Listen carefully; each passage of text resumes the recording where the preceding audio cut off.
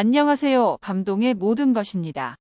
저희는 해외 커뮤니티 레딧과 감동의 모든 것 공식 이메일로 제보받은 실제 사연을 바탕으로 재구성한 스토리를 전달해드립니다. 구독과 좋아요, 알림 설정은 영상 제작에 큰 힘이 됩니다.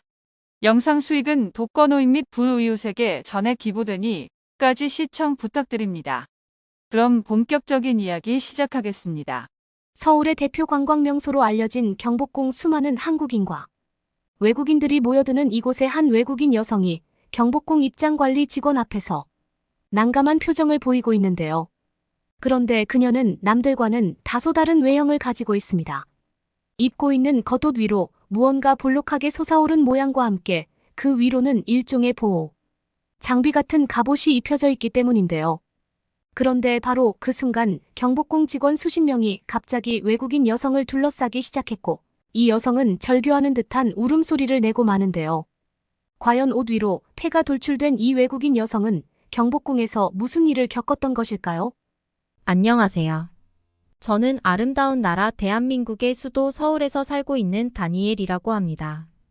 체코에서 태어난 뒤 중국에서도 오랜 시간 인생을 살아온 저에게는 지금 살고 있는 한국이 지금껏 겪어오며 살아온 나라들과는 차원이 다른 생활 수준의 삶을 보장해 주는 것을 느꼈기 때문에 저는 약 1년 전부터 한국에서 거주하고 있는 자칭 대한 외국인이라고 할 수 있는데요. 물론 지금의 한국에서 살기까지 참 많은 일들이 저에게 있었습니다. 특히 2년 전 다른 사람들은 상상조차 하지 못할 제 몸속의 폐가 피부 밖으로 돌출되는 하나의 사고를 중국에서 겪고 난 이후에는 제가 세상을 바라보는 관점이 완전히 달라지게 되었죠. 그 이후 지금까지도 저의 몸은 옷을 입어도 돌출된 폐가 옷 위로 솟아오르는 문제는 물론 항상 폐를 보호해야 하는 보호 장비를 입어야만 하는 황당한 삶을 살고 있다고 할 수 있습니다. 하지만 그때 당시 저는 약 3개월 정도의 시한부를 선고받은 시한부 환자였기 때문에 지금 이렇게 오랜 시간 살아남아 한국에서 살고 있는 것에 어쩌면 더 감사한 마음을 가지고 있는지도 모르겠습니다. 저의 부모님께서는 제가 태어나기도 전부터 한국에서 살고 계시던 분들이셨는데요. 어머니는 그때 당시 한국에서 유행이 퍼져나가고 있던 전문적인 남성 헤어샵의 사업을 한국에서 크게 확장시키고 계셨고, 또 아버지께서는 그러한 어머니의 사업을 도와 각종 직원 관리나 세금 관리와 같은 공동체의 사업을 한국에서 운영하고 계셨습니다. 이미 체코에서는 그러한 바버샵이라고 불리는 미용실이 너무 과다한 경쟁을 펼치고 있었고, 어머니는 시장을 어느 정도 예측하시고는 그때 당시 아직 한국에서는 잘 알려지지 않은 바버샵이라는 사업을 사실상 한국에서 제일 먼저 시도하셨던 분이시죠. 물론 한국에서 이러한 사업을 시도하시기 전에 체코에서도 몇 번 운영을 했다고는 알고 있으나 하루가 멀다 하고 찾아오는 흑인 강도들 때문에 일주일에 3번씩은 그들에게 줘야 될 미용실 운영 비용에 돈을 따로 빼놓아야 되는 어려움을 겪으셨고, 결국 어머니와 아버지는 체코는 사람이 살 곳이 아니라며 많은 나라를 경험하시기다 최종적으로 한국에 정착하시게 되셨습니다. 그리고 그때 당시 어머니는 매장을 찾아오시는 다양한 한국인 분들을 친구로 사귀시거나 인맥을 늘려나가시면서 한국인들의 생활 방식이나 문화에 깊은 감명을 받으셨죠. 하지만 그렇게 차례차례 사업이 순항하던 어느 날, 저라는 딸이 아주 갑작스럽게 그리고 예상하지 못한 순간 생겨버리게 되었던 것입니다. 부모님 두 분이 모두 하나의 사업을 운영하셨기 때문에 아이를 가지는 계획은 더 많은 시간을 두고 천천히 준비하려고 했으나 어느 날 갑자기 제가 생겨버린 것이죠. 자식의 교육에는 부모의 손길이 꼭 필요하다는 생각을 가지고 계셨던 어머니는 저를 임신한 상태로 할머니, 가족분들의 도움을 받을 수 있는 체코로 다시 어쩔 수 없이 돌아가시게 되었고, 그렇게 저라는 존재가 체코에서 태어났습니다. 그렇지만 저는 어렸을 때부터 대부분의 시간을 한국에서 보내온 부모님의 영향 때문인지 한 달에 한 번씩은 무조건 어머니의 한국인 친구분들이 놀러 오시는 것을 보면서 자라왔던 것은 물론 그 친구분들의 아들이나 딸인 한국인 친구들과도 매우 친해지며 한국어도 금방 늘 수 있었죠. 또 기본적인 학업보다는 저에게 넓은 세상을 보여주고 싶었던 어머니의 교육 철학 때문인지 저는 체코에서 기초학교에 다녀야만 하는 시기에 학교를 다니기는커녕 오히려 대부분의 시간들을 한국을 여행하거나 그곳에서 단기적으로 거주하는 아주 특이한 삶을 살 수 있었습니다. 이러한 영향 때문인지 이미 10살의 나이가 되었을 때 저는 기본적인 한국어를 읽고 쓰는 것을 전부 알 수 있었고 저와 비슷한 나이대의 한국인 친구들은 물론 그들의 한국인 부모님과도 매우 친해질 수 있었죠. 체코와 한국을 둘 다 경험하며 자라온 저였지만 그저 이름만 유명한 체코라는 나라는 치안도 좋지 않고 생활도 불편한 나라라는 생각이 자리 잡게 되었고 그에 반해 한국은 너무나 살기 좋은 것과 함께 다양한 자연 환경이 함께 어우러져 있는 한국의 문화재들은 제가 제일 좋아하는 것들 중 하나였습니다. 특히 서울 한복판에 자리 잡고 있는 경복궁은 그렇게나 어린 나이였던 저에게 웅장함을 넘어서서 무언가 마음이 편안해지는 감정마저 느끼게 해주는 아주 특별한 장소였기에 한국에서 잠깐씩 거주하는 기간 중 대부분의 시간을 저는 경복궁의 내부를 구경하거나 경복궁 외부의 광장을 돌아다니는 시간으로 사용하기도 했을 정도니까요. 경복궁 앞에서 한국의 역사적인 옷들을 입고 경복궁을 지키는 한국인 분들의 모습은 그때 당시 저에게는 그 어떤 영화 속의 히어로들보다도 멋져 보이는 사람들이었죠. 하지만 이렇게 행복한 한국에서의 저희 어린 생활은 그렇게 오래가지 못했습니다.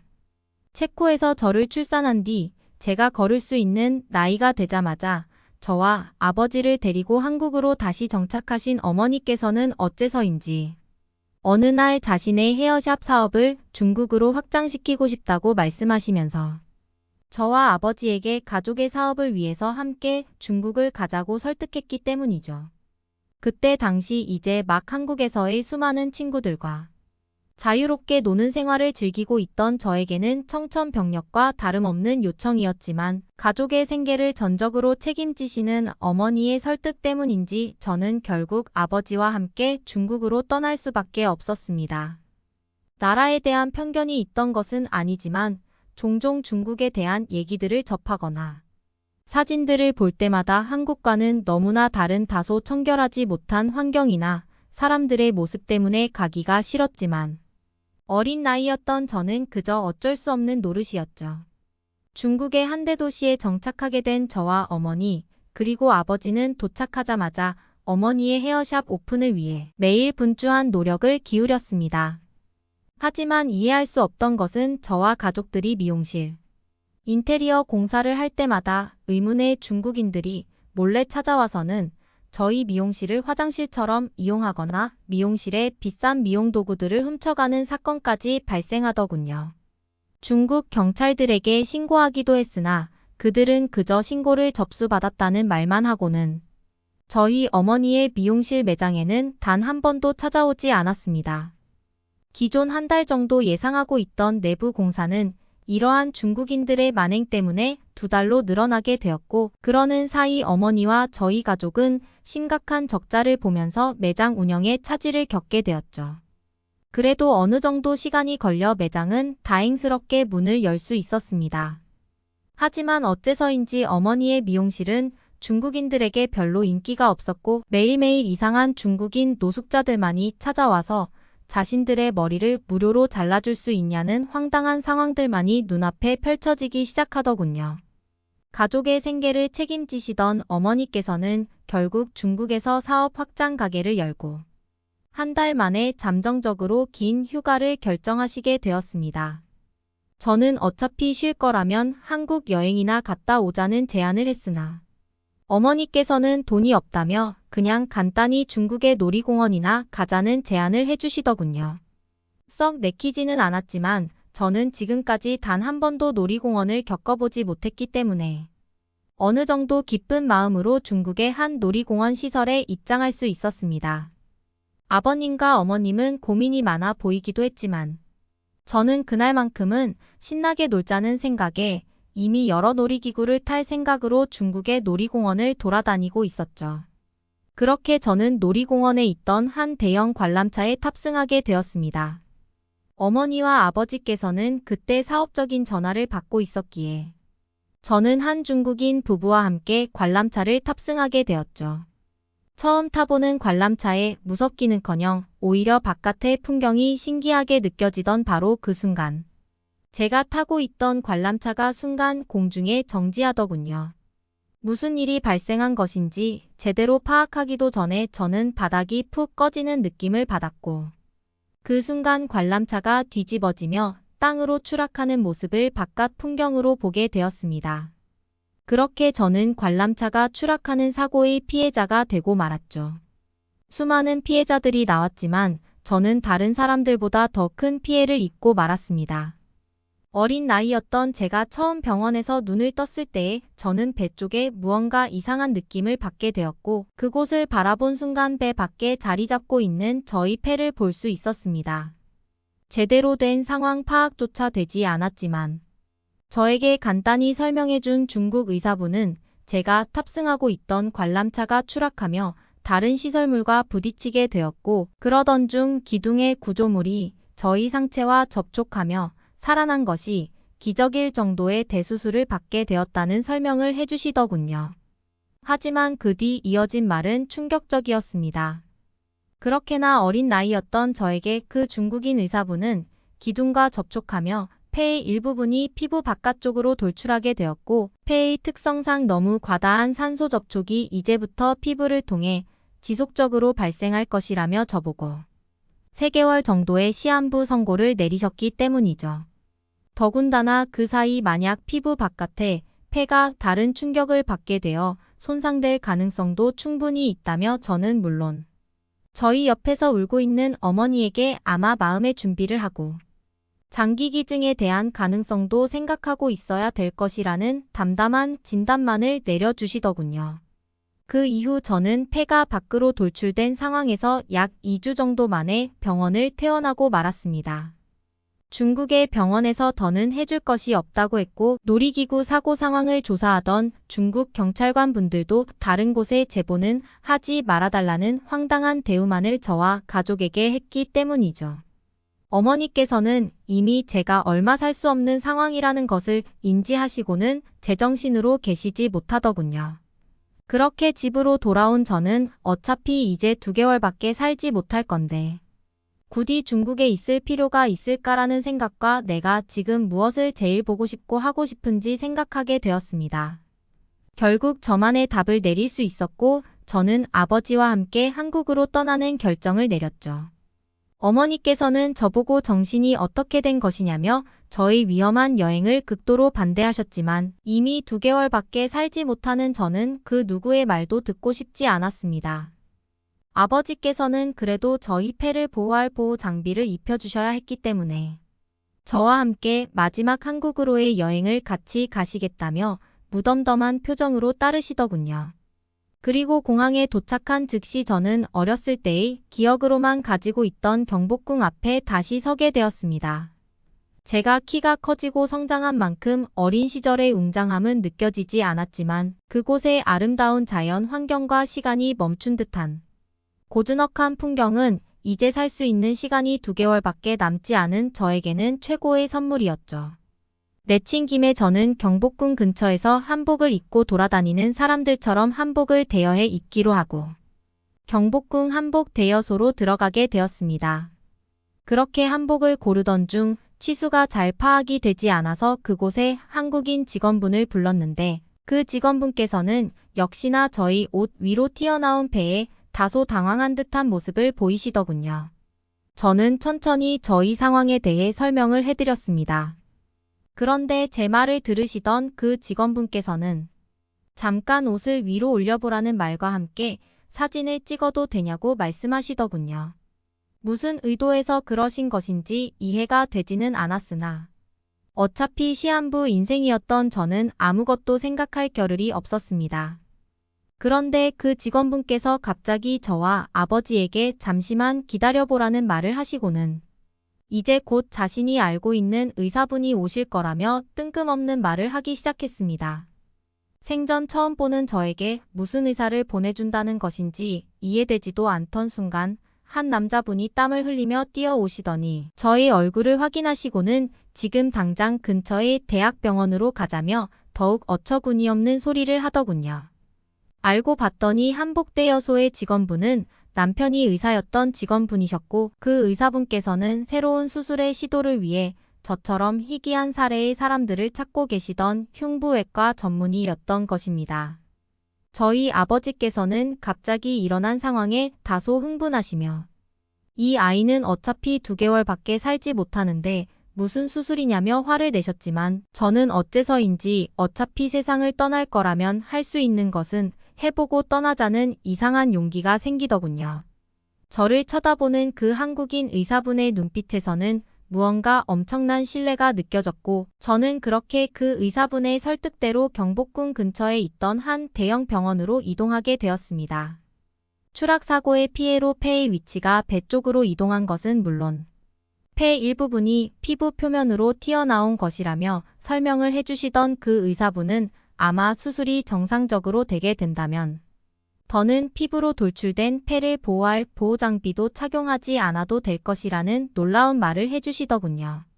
더군다나 그 의사분께서는 수술에 대한 모든 과정이 녹화되고 일부 논문 자료에 실릴 수 있지만 수술에 대한 모든 비용은 전혀 받지 않을 것이라는 그 말 또한 저와 아버지에게는 너무나 감사하게 들리기만 했습니다.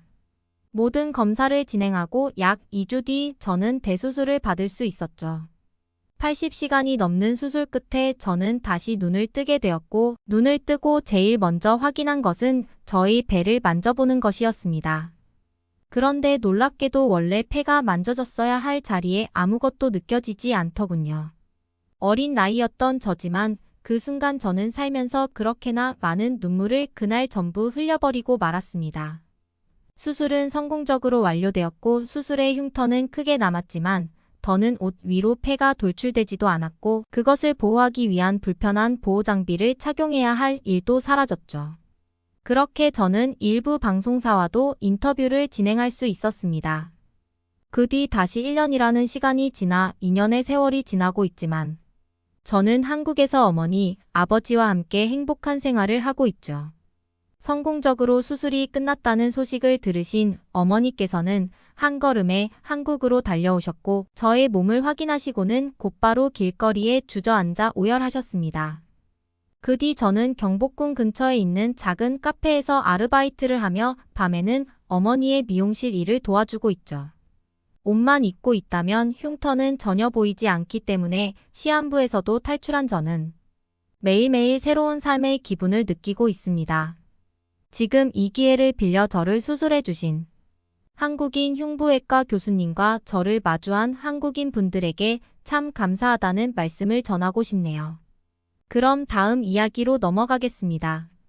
영국의 한 지하철역 역이 두 손으로 코를 막은 채 헛구역질을 하고 있는 한 여성이 있습니다. 이게 대체 무슨 냄새야? 내가 다시는 지하철을 이용하나 봐라. 이 영국 여성은 지하철의 지독한 냄새를 경험한 후 다시는 지하철을 이용하지 않았다고 합니다. 그랬던 그녀는 한국 여행을 오게 된 후 충격적인 경험을 하게 되었다고 하는데요. 과연 그녀에게는 무슨 일이 있었던 걸까요? 안녕하세요. 저는 영국에 살고 있는 28세 영국 여성 멜리앙입니다. 현재 직업은 프리랜서 사진 작가이고요. 남자친구는 있지만 아직 미혼이고요. 제가 아무래도 직업이 사진 작가이다 보니까 여행을 무척이나 좋아하는데 특히 저는 저 혼자 하는 여행을 좋아해요. 누구와 같이 하는 여행도 좋지만 혼자서 하는 여행이야말로 진정한 자유를 느끼는 기분이라서 저는 종종 혼자 여행을 하곤 하죠. 그래서 저는 일이 없을 때는 혼자서 외국 여행을 종종 갑니다. 하지만 여자인 저 혼자 외국 여행을 간다고 하면 가족들이나 남자친구가 엄청나게 걱정을 하죠. 그래서 저는 혼자 외국 여행을 갈 때는 치안 상태를 파악하고 갑니다. 사실 여자 혼자 남미나 아프리카 같은 치안이 안 좋은 국가는 여행을 하는데 큰 무리가 있으니까요. 그래서 혼자 여행할 때는 한국이나 일본같이 치안이 좋고 매우 안전한 국가에만 갑니다. 제가 그동안 일본은 많이 갔었는데 한국은 가본 적이 없어서 얼마 전에 일주일 다녀왔어요. 거기 한국에서 있었던 경험담을 쓰려고 지금 이렇게 노트북 앞에 앉았습니다. 그럼 본격적으로 한국에서 있었던 경험담을 이야기해 볼게요. 저는 긴 시간 비행기를 타고 한국 인천공항에 내렸을 때 인천공항의 그 웅장함에 살짝 놀랐죠. 인천공항을 통해 처음 느끼는 한국이란 나라의 첫인상은 참 좋았습니다. 한국의 첫 느낌은 아주 역동적이면서도 평화롭고 깨끗한 그런 느낌이었죠. 인천공항 앞에서 택시를 잡아서 타고 인천대교 위를 달리는데 정말 환상적인 장면이 연출되더라고요. 바다 위를 달리는 그 기분은 정말 직접 경험해보지 않으면 느낄 수 없을 겁니다. 살면서 이렇게 긴 대교는 정말 처음 접해봤거든요. 제가 사진 작가라서 그런지 멀리 보이는 멋진 경치를 사진으로 담고 싶어서 카메라를 들고 수십 장 찍었어요. 그때 저는 택시 안에서 생각했어요. 한국 오길 정말 잘했다고 말이죠. 그리고 앞으로 펼쳐질 한국 여행이 정말 기대된다고. 그렇게 저는 한국에 오자마자 바로 한국 여행을 만끽하고 있었습니다. 잠시 후 저는 목적지인 강남역에 내려서 간단히 점심을 먹었습니다. 갑자기 면요리가 먹고 싶어서 쌀국수집에 들어갔어요. 쌀국수집의 깔끔한 인테리어를 보니까 한국은 정말 깨끗한 나라라는 걸 실감할 수 있었죠. 저는 빨리 빈자리를 찾으려고 두리번거리다가 깜짝 놀랐어요. 제가 깜짝 놀란 이유는 다름 아닌 바로 식당에서 돌아다니는 로봇 때문이었죠. 그게 도대체 무슨 소리냐고요? 글쎄 놀랍게도 안내를 하는 건 사람이 아닌 로봇이 하고 있는 겁니다. 인공지능 로봇은 안내뿐만 아니라 주문과 결제 서빙도 다 로봇이 하고 있었어요. 인천공항에도 안내 로봇이 있어서 신기하게 봤는데 이런 작은 음식점에도 로봇이 있을 줄은 상상도 못했습니다. 정말 한국에는 인공지능 로봇에 관련한 사업이 참 많이 활성화가 된 것 같다고 느꼈죠. 하여간 그렇게 놀람도 잠시 배가 고파서 저는 쌀국수를 집중하면서 먹고 있었는데 우연히 옆 테이블을 보고 또 한 번 더 놀랐습니다. 옆 테이블에는 3명의 남자 손님이 앉아 있었는데 주문을 하고 나서 각각 더치페이 결제를 하는 겁니다. 사실 여럿이 왔을 때 밥값은 누가 어떻게 지불해야 하나 은근히 고민하면서 서로 눈치를 볼 때가 많은데 이렇게 로봇의 더치페이 기능이 있으니까 너무 좋겠더라고요. 참 한국은 현명하고 똑똑한 나라라는 걸 한국에 오자마자 느낄 수가 있었어요. 그렇게 식사를 마치고 숙소로 예약한 강남역 근처에 위치한 호텔에 갔어요. 5성급 호텔이 아닌 비교적 저렴한 3성급 비즈니스 호텔이었지만 상당히 깔끔하고 직원들도 친절하셨어요. 숙소 하는 1인실이라서 아담하지만 있을 거 다 있었고요. 객관적으로 봤을 때 호텔의 방 상태는 최상이었습니다. 그 중에서도 공기청정기가 있는 부분이 너무 좋았죠. 저는 숙소에 오자마자 긴 비행시간으로 지친 몸을 위해서 낮잠을 잤습니다. 대략 3시간 정도 자고 일어나니까 몸 상태가 많이 좋아졌어요. 저는 다시 밖으로 나가서 강남역을 돌아다녔죠. 이것저것 구경하고 다니니까 배가 고파서 식당에 들어갔어요. 제가 들어간 식당은 강남역 근처에서 꽤 유명하다고 알려진 설렁탕집이었어요. 제가 설렁탕집에 들어간 이유는 설렁탕은 한국 드라마에 자주 등장하는 음식이라서 꼭 한번 먹고 싶었거든요. 설렁탕을 먹으면서 저는 이런 생각을 했어요. 한국은 음식 문화도 발전했구나 하는 생각을요. 어쩌면 이렇게 부드러운 소고기 소스를 개발할 수가 있었을까 하는 생각을 했어요. 정말 한국 문화에 다시 한 번 더 감탄했습니다. 저녁을 든든히 먹고 또 여기저기 강남역을 구경하면서 걸었어요. 강남역 지하상가에 가서 액세서리를 몇 개 구매했고요. 1시간을 넘게 걷다가 보니까 시원한 맥주가 생각이 나더라고요. 시원하게 마실 맥주 생각을 하니까 예전에 제 친구 중에 한 명이 한국에 놀러 왔을 때 진짜 좋았던 맥주집이 있었다고 입이 마르게 칭찬했던 기억이 났어요. 그 맥주집 상호명은 맥주창고였습니다. 맥주창고라는 그 맥주집은 혼자 가도 전혀 눈치 안 주고 맥주 안주를 안 시켜도 되고 심지어 외부 음식 반입도 되는 그런 가성비 최고의 맥주집이었죠. 저는 스마트폰으로 근처에 맥주창고라는 맥주집을 찾기 시작했는데 정말 운이 좋게도 제가 위치한 장소에서 걸어서 5분 거리에 있더라고요. 저는 5분 정도를 걸어서 맥주집을 찾았습니다. 정말 큰 기대 안 하고 들어간 맥주집은 놀랍게도 세계 맥주가 종류별로 다 있더라고요. 설렁탕을 먹어서 배가 많이 부른 저는 안주 없이 맥주를 기본 뻥튀기에다가 먹었는데 전혀 눈치를 주지 않았습니다. 그리고 한국 문화 중에 마음에 드는 건 식당에서 혼자 밥을 먹어도 술집에서 혼자 술을 먹어도 주인이 전혀 눈치를 주거나 하지 않고 또 주변 손님들도 이상하게 쳐다보지 않는다는 점입니다. 이렇게 혼자 맥주를 마신 이야기를 하니까 문득 떠오르는 안 좋은 기억이 있는데요. 그 얘기를 짧게 하자면 제가 동남아의 어느 나라의 가족들과 같이 여행을 갔을 때인데요. 나라명은 그 나라의 프라이버시를 생각해서 말하지 않겠습니다. 하여간 저는 초저녁에 혼자 나와서 맥주를 한잔하고 있었는데 현지 남성들이 계속해서 저에게 음흉한 의도를 갖고 접근을 하더라고요. 쉴 새 없이 접근하는 남자들 때문에 저는 맥주 한잔할 여유도 포기하고 숙소로 도망가다시피 돌아갔던 정말 안 좋은 기억이 있었어요. 또 하나 안 좋은 기억이 더 생각났어요. 그때는 남자친구와 남미 여행을 할 때인데요. 그 나라 역시 그 나라에 프라이버시가 있으니까 국가명은 얘기는 하지 않겠습니다. 하여간 남미의 아주 유명한 관광지였어요. 그 관광지에서 남자친구와 기분 좋게 칵테일을 마시고 있었는데 남자친구가 잠시 화장실을 다녀오려고 자리를 비우니까 현지 남성들이 저에게 추파를 던지기 시작했어요. 정말 도를 넘는 추파였었죠. 자리로 돌아오는 길에 남자친구가 그 모습을 보고 화가 나서 현지인들과 주먹 다짐 직전까지 갈 뻔한 아찔한 상황이 연출되었죠. 그 사건 이후로 저는 컨디션이 엉망이 되어서 남미 여행 자체가 별로였던 기억이 있습니다. 하여간 그때를 생각하면 지금도 아찔합니다. 그때를 생각하니까 한국은 정말 동방예의지국이란 말이 괜히 나온 게 아니네요. 외국인이 혼자 술을 마셔도 아무도 추파를 꺼는 사람이 없으니까 말입니다. 신사의 나라는 이제 영국이 아니라 한국이라고 해도 되겠네요. 그렇게 저는 그날 숙소 근처인 강남역을 구경하고 숙소로 돌아와서 잠을 푹 잤습니다. 그렇게 둘째 날 아침 일찍 일어나서 조식을 먹고 있는데 창 밖으로 보이는 한국인들의 출근길 모습을 보니까 참 부지런하고 역동적이라고 생각이 들더군요. 정말 한국은 남녀노소 가릴 것 없이 다들 열심히 사는 것 같다는 느낌을 받았죠. 사실 몇몇 유럽인들은 한국은 빨리빨리의 나라라고 살짝 비아냥거리지만 빨리빨리 그 뜻은 다시 말해서 열심히 일한다는 뜻이기도 하잖아요.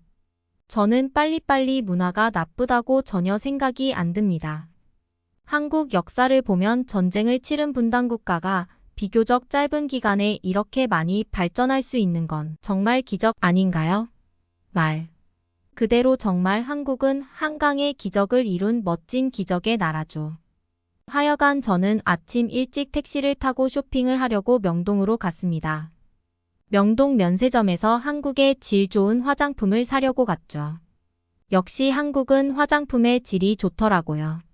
샘플만 써봐도 질이 좋은 화장품이라는 걸 한눈에 확인할 수 있었어요. 저는 화장품에 이어 남자친구에게 선물할 향수도 구매했습니다. 솔직히 말하면 제가 계획한 것보다 살짝 과소비를 하긴 했어요. 그렇게 둘째 날은 쇼핑을 실컷 하고 맛있는 것도 많이 먹고 택시를 타고 다시 강남역 근처의 숙소로 돌아왔습니다. 저는 여행 내내 택시를 이용했어요. 셋째 날, 넷째 날도 택시로 이동을 했죠. 그런데 문제가 좀 생겼습니다. 한국 택시가 저렴한 편이긴 하지만 버스, 지하철보다는 비싼 게 사실이잖아요.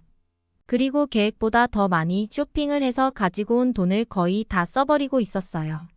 물론 저에게는 신용카드가 있긴 하지만 저는 해외여행에서는 최대한 신용카드는 안 쓰려는 편입니다. 그런 이유가 있긴 하죠. 제가 예전에 북중미의 어느 한 국가를 갔을 때였는데요.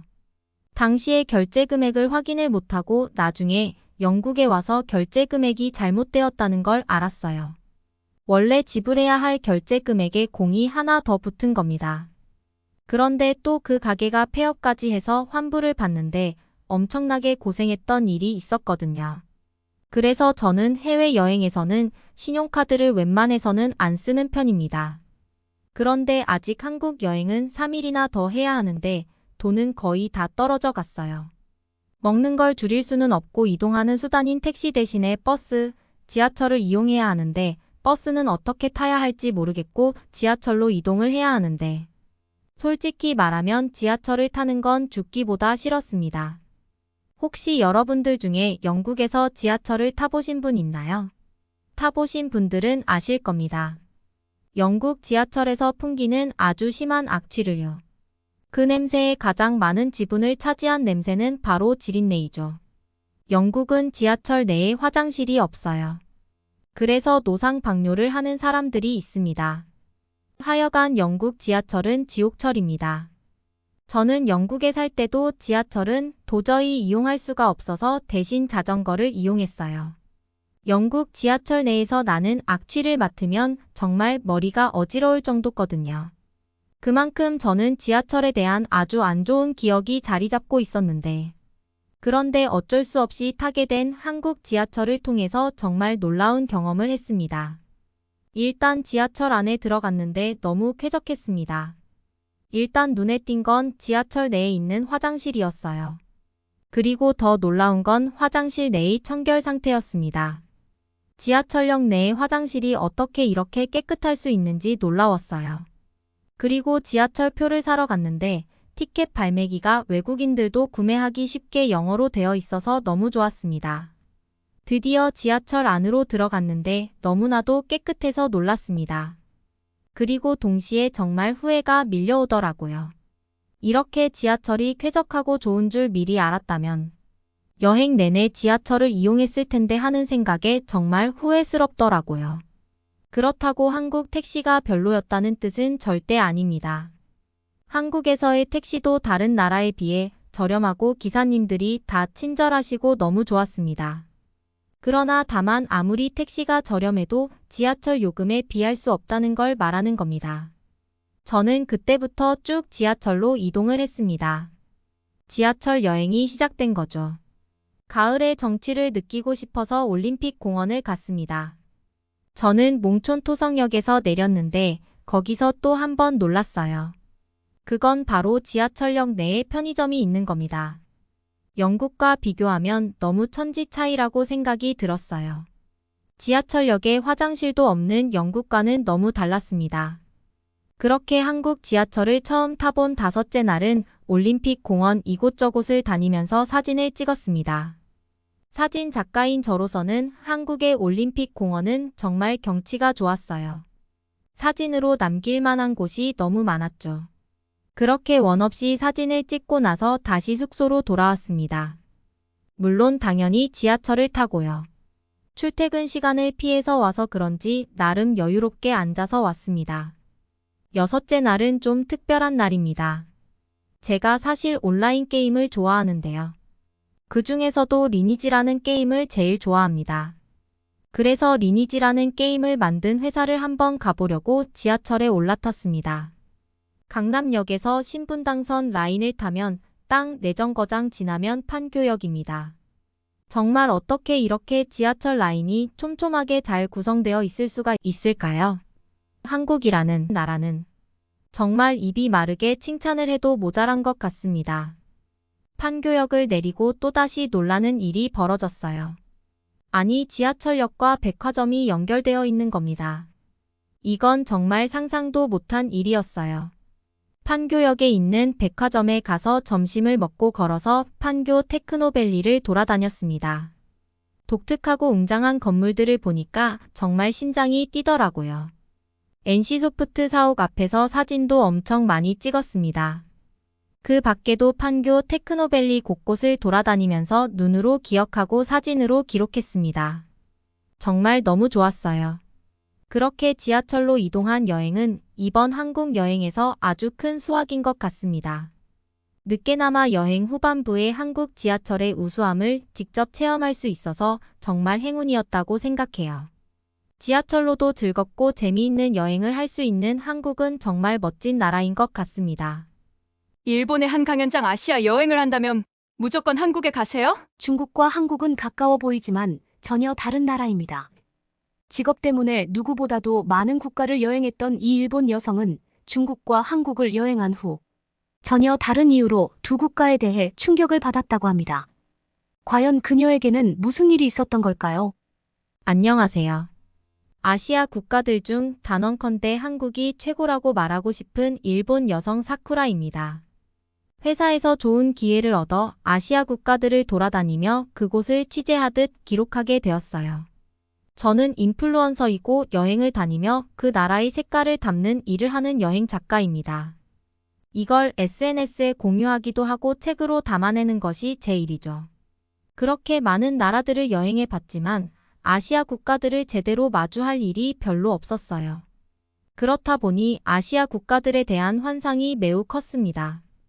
이번에 제가 간 곳은 중국에서 한국까지 두 나라를 다녀오게 되었어요. 애초에 사전조사는 필수이기에 나라별로 어떤 색깔을 담아오는 것이 좋은지 알아봤습니다. 이를테면 주요 관광지나 맛집을 위주로 알아보는 편이고 이어 그 나라에서 꼭 해야 할 것들이 있다면 무엇인지 미리 체크해요. 여기서 중요한 점은 그 나라 사람들의 태도와 나라 분위기를 많이 담기도 합니다. 제 여행글을 보고 누군가는 제 글을 토대로 여행길에 나설 테니까. 저는 최대한 신중하고 꼼꼼하게 다루는 편이죠. 처음 여행국으로는 중국을 택했고 중국에서 일주일을 보낸 후 한국으로 넘어갔습니다. 딱 일주일씩 여행을 하는 거라 아쉬움 없이 모두 담아올 거라고 다짐했어요. 여행을 한두 번 다닌 것도 아니기에 특별히 불안하거나 두려운 건 전혀 없었습니다. 오히려 기대감이 컸어요. 여행 작가로 일을 하다 보니 중국과 한국에 대한 후기를 많이 들었습니다. 설레임이 가득한 채로 중국행 비행기에 몸을 실었어요. 다만 주변 지인들의 걱정 어린 조언들이 있었기에 약간은 무섭기도 했습니다. 인도를 떠올리면 결코 여행하기 쉽지 않은 나라로 인식되어 있죠. 그렇듯 중국도 여자 혼자 여행을 한다고 하면 다들 놀라더라고요. 물론 직업 특성상 혼자 갈 수밖에 없기도 했고 요즘 세상이 어떤 세상인데 무서운 일이 벌어질까 싶기도 했습니다. 남미나 아프리카와 같은 미지의 땅은 굉장히 멀고 낯설게만 느껴지지만 중국은 그렇지 않았어요. 심지어 평이 좋았던 한국과 가까운 아시아 국가이니 별반 다를 게 없겠구나 싶었습니다. 그렇게 떠나면서도 중국에 대한 정보를 놓치지 않았어요. 그런데 너무 알아본 탓인지 알아볼수록 무서운 괴담들도 많았고 실망했다는 여행 후기들을 보게 되었습니다. 저는 이때 낙심하기보다는 오히려 이런 후기들이 있었지만 그렇지 않다는 것을 보여주는 것으로 이번 컨셉을 결정하게 되었죠. 공항에 도착했을 때 정말 정신이 하나도 없었어요. 뭔가 정돈되지 않은 느낌과 중국인들은 목소리도 커서 그런지 공항을 가득 메운 중국어로 혼잡했습니다. 가장 먼저 느꼈던 부분은 아쉽게도 무질서였어요. 분명 줄을 서서 기다리고 있는데 그곳에서 새치기를 하고 당당하게 노려보는 중국인들이 한둘이 아니었습니다. 심지어 서로 새치기를 해놓고 본인이 먼저라면서 다투는 모습도 제게는 너무 큰 충격이었어요. 한두 번은 눈 감고 넘어가려 했습니다. 그런데 계속된 새치기로 도무지 제 차례가 올 생각을 하지 않으니 저도 화가 났어요. 새치기 하는 사람들에게 그러지 말라고 했지만 제 말을 알아듣지 못했습니다. 다만 저는 그들이 제게 무슨 말을 하는지 알 수 있었어요. 그 나라의 언어를 잘 몰라도 억압이나 표정을 보면 대충 그게 욕설인지 아닌지 구분할 수 있습니다. 그들은 새치기를 해놓고 오히려 당당하게 제게 욕설을 퍼부었어요. 이런 중국인들의 무질서함과 올바르지 못한 태도의 인상이 찌푸려졌습니다. 겨우 공항을 빠져나와서도 저는 그들의 먹잇감이었어요. 한 푼이라도 더 바가지를 씌우려고 안달이 나 있는 사람들이 득실했습니다. 노란 머리 외국인은 그들에게 너무 좋은 먹잇감이었죠. 아무것도 몰랐기에 대충 흥정을 하고 택시를 탔지만 제가 보고 있는 구글 지도와는 정반대로 가기 시작했습니다. 당혹감을 감추지 못하고 팝하고 번역을 통해 이 길이 아니라고 수차례 말했지만 기사분이 보인 태도는 놀라웠어요. 그저 저를 보며 웃었습니다. 이미 알고 있다는 듯 웃더니 한참을 돌고 돌아 원래의 방향으로 갔어요. 결국 택시 비용은 만만치 않게 나왔지만 실랑이를 벌이고 싶지 않아서 아무 말 없이 내렸습니다. 겨우 도착한 숙소는 5성급도 아닌 6성급 호텔이었는데 저라면 제 돈 주고 묵지 않을 것 같은 딱 그런 느낌이었죠. 침대 베개 밑도 아닌 이불과 베개에 머리카락이 있는 것은 물론이고 호텔의 놓인 컵에서는 쾌쾌한 냄새가 났습니다. 정말 좋은 호텔을 잡아야 위생적으로 안심할 수 있다고 하기에 묵은 것인데 후회했어요. 중국이라는 나라 인식 자체가 위생적이지 못하다는 것이 있다는 것은 알았습니다. 그렇지만 6성급 호텔에서도 위생을 기대할 수 없다면 대체 어디서 묵을 수 있을까 싶었죠. 실망할 시간도 없이 제가 기록해야 하는 현지의 맛집과 관광지를 둘러보러 나왔습니다. 그리고 저는 말을 잇지 못했어요. 과연 이런 곳에서 식사가 가능한 건지 주인에게 묻고 싶었습니다. 팬은 대체 언제 씻은 건지 알 수 없을 정도로 새까만 기름때가 잔뜩 묻어 있었어요. 쓰라고 주신 숟가락과 젓가락 역시 이 물질이 묻어 있었습니다. 바꿔달라는 요청에 굉장히 귀찮다는 듯 화를 내며 말을 했어요.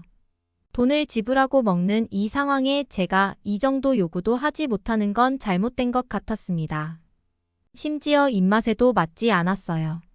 중국은 향신료가 매우 센 편이라 향신료를 잘 먹지 못하는 분들이 여행하기에는 불편한 나라입니다.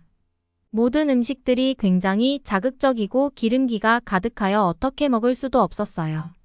제대로 먹지도 못하고 돈만 내고 아까운 음식들을 뒤로 하고 나왔습니다. 관광지를 가도 상황은 별반 다르지 않았어요. 길거리가 너저분한 것은 물론이고 중국 사람들은 대체적으로 화가 많다는 것을 느꼈습니다. 외국인들에게 무조건 친절해야 할 필요는 없지만 길을 묻는 사소함에도 불편한 내색을 끝없이 했어요. 관광지라고 해도 특별히 볼 것도 없었고 중국 여행을 하는 일주일 동안 기분 좋게 단 하루도 머물지 못했습니다. 다른 것보다 식사를 제대로 못하니 이 부분이 가장 힘들었어요. 향신료 맛이 센 것을 떠나서 위생적이지 못한 부분을 제 눈으로 바퀴에 먹을 수 없었습니다. 원래 여행을 하다 보면 이것저것 맛있는 음식을 평소보다 많이 먹어서 아무리 걸어도 체중이 늘어서 돌아와요. 그런데 중국 여행을 하는 일주일 동안 정상 체중인 제가 3kg나 빠졌습니다. 대중교통을 이용하려고 해도 쉽지 않았고 누구 하나 친절하게 설명해 주는 사람도 없어서 모든 것을 홀로 해결해야 했어요. 벅차고 힘든 순간들의 연속이었지만 일 때문에 온 것이니 완벽하게 기록하고 담아야 했습니다. 사실 웬만해서 좋은 내용을 많이 담으려고 노력하는 편인데 중국은 그럴 수 없었어요. 있는 그대로의 사실을 담는 것이 제 여행의 목표이기에 어쩔 수 없이 중국은 장점 하나 없는 여행 국가가 되었습니다. 땅이 그렇게 넓은 중국이지만 이 시대에 이 정도로 살고 있다는 것이 아쉬울 뿐이었어요. 다른 걸 떠나서 위생에는 정말 신경 써야 하지 않을까 우려스러웠습니다. 중국 여행을 원하시는 분들이 계신다면 이와 같은 부분은 꼭 참고하셨으면 해요. 사진으로 접하는 중국은 아름다울지언정 가까이에서 접하는 중국은 결코 그렇지 않았습니다. 중국은 아직도 철저히 국가의 감시 속에 살고 있는 그 느낌도 받았고 어딘지 모르게 삭막하고 무서운 분위기가 있어요. 물론 이건 어디까지나 제가 느낀 개인적인 감정일 뿐입니다.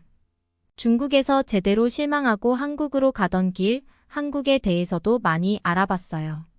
만약 한국까지 중국처럼 실망으로 남는다면 여행 작가라는 제 직업에 대해 많은 생각이 들 것 같았습니다.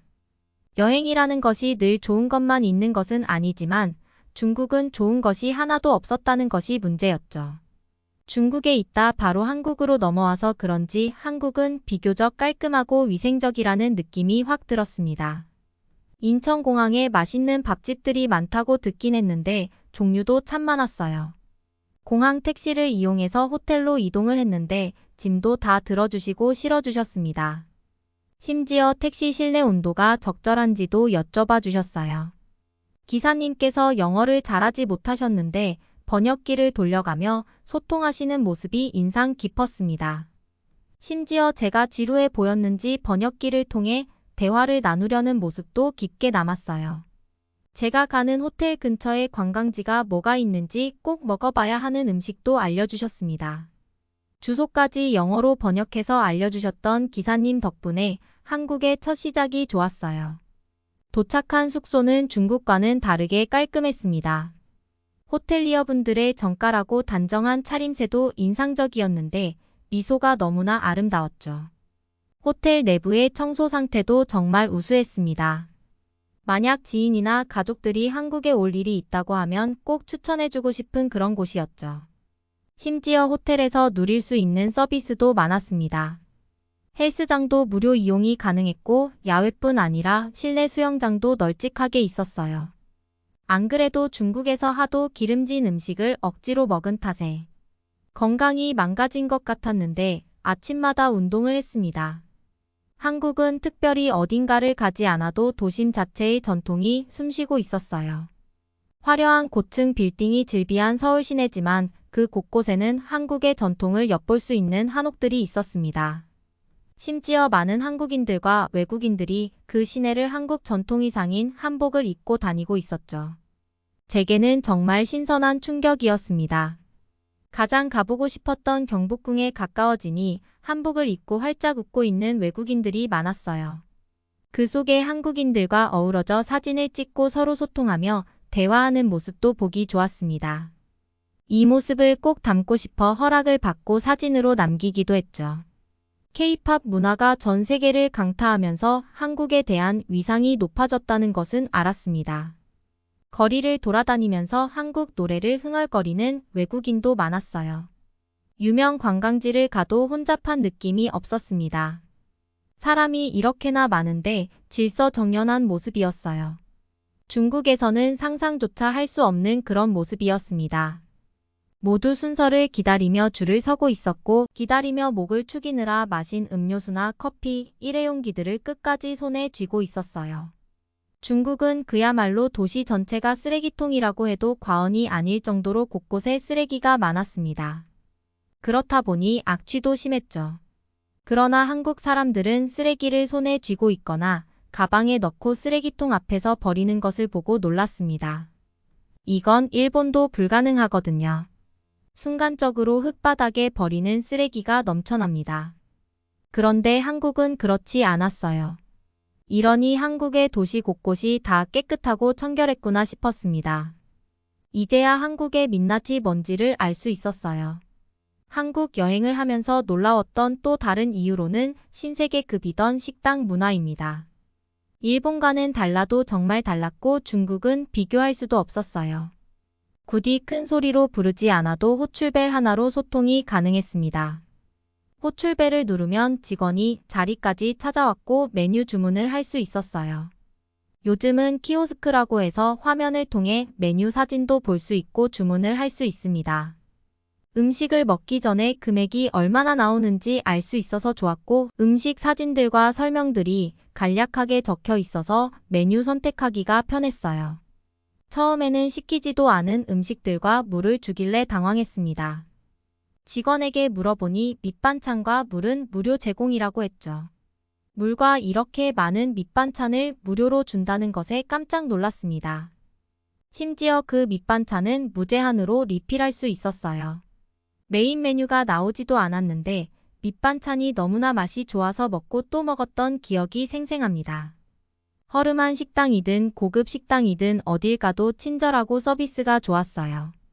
마지막으로 전 세계에서 가장 대중교통이 우수한 나라는 아마 한국이 아닐까 싶습니다.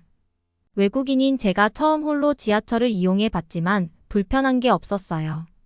심지어 길을 헤매지도 않고 바로 목적지에 도착할 수 있었습니다. 어떤 역을 가든 광이 날 정도로 깨끗한 모습에 놀라웠고 와이파이도 잘 터져서 핸드폰이 끊기지 않더라고요. 겨울에는 따뜻한 난방을, 여름에는 시원한 냉방을 무제한으로 틀어준다고 하는데 지하철은 참 이용하기 좋은 대중교통이었습니다.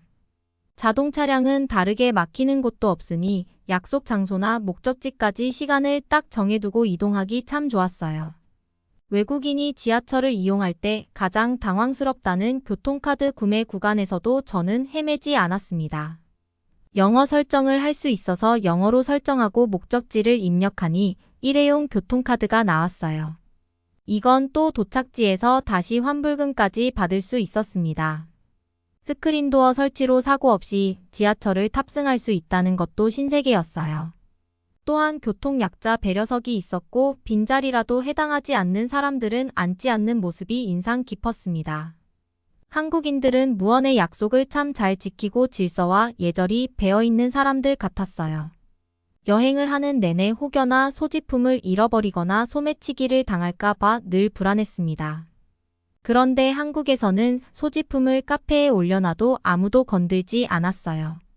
업무를 해야 해서 노트북과 주문한 음료와 디저트, 그리고 가방을 두고 화장실을 다녀왔습니다. 물론 한국은 문제 없다고 하니 안심을 했지만 내심 불안했죠. 그러나 볼일을 다 보고 돌아왔을 때 제가 가기 전 마지막 모습과 똑같았어요. 저는 중국과 한국을 여행해 보면서 느낀 점이 많았습니다. 중국과 한국의 장단점을 평할 것이 아니라 일본을 포함한 전 세계적인 시민의식이 바뀌는 것이 중요하다는 것을 알았어요. 소수 인원들이 조심하고 신경 쓴다고 해서 될 것도 아니기에 많은 사람들이 함께해야 한다는 것을 알았습니다. 한국인들은 전부 이런 시민의식이 깊고 신뢰할 수 있는 선진국이 아닐까 싶어요.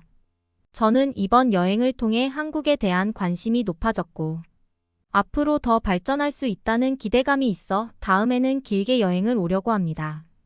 한국의 가치를 더 많은 사람들이 알았으면 좋겠어요.